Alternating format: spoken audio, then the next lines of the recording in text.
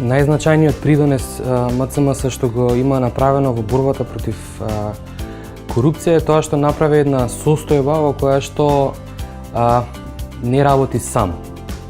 Тоа е за мене многу значено заради тоа што борбата против корупција побарува колективна акција. Благодарение на МЦМС се воведоа некои нови методологии во правењето во истражувањето всушност на корупцијата, во кои што повторно учествуваат многу луѓе.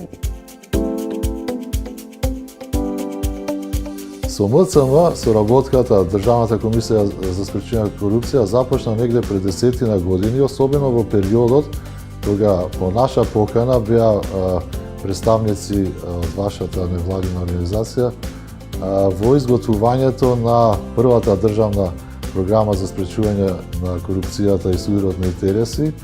Понатаму таа продолжи во текот на 2015 година, кога МЦМС се јави и како главен финансиер на изготвувањето на оваа програма, меѓутоа обезбеди и експертска и логистичка поддршка.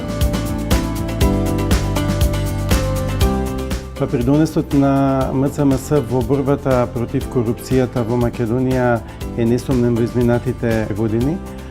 Најнапред затоа што во една ситуација на затворена држава го отвори прашањето воопшто за корупција.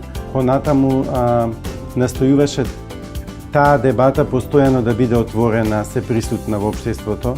На сите тие, да кажам, настани се носеа луѓе од регионот, па дури и пошироко, кои што во слични ситуации направиле нешто во борбата против корупцијата, што беше многу важно. Корупцијата е најсериозниот предизвик за Македонија. Граѓаните ќе почекаат за да видат некаков прогрес во борбата против корупцијата. Меѓутоа, тоа што е забележливо е повишената соработка на институциите, па дури би рекол и новооткриената желба на ДКСК да соработува.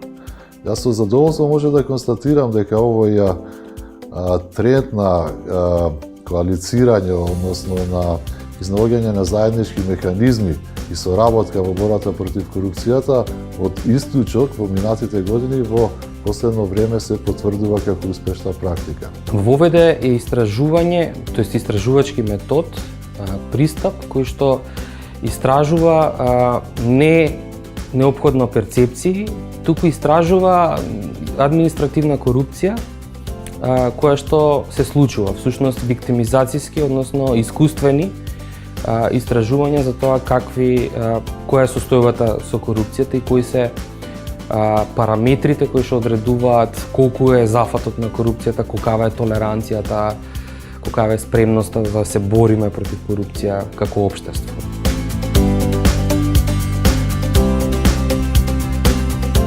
Соработката на взаимно задоволство продолжи во текот на 2016 и 2017 година, кога МЦМС предложи проект за следење на работата на Државната комисија за спречување на корупција.